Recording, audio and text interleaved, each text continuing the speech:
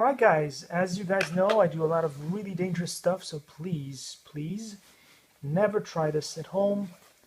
There's a reason why there are professional dummies on YouTube and social media to show you guys how to do fun stuff. But the whole point is you don't do it and we do it, and you just get to enjoy the results. And hopefully I won't injure myself doing this. But anyway, this...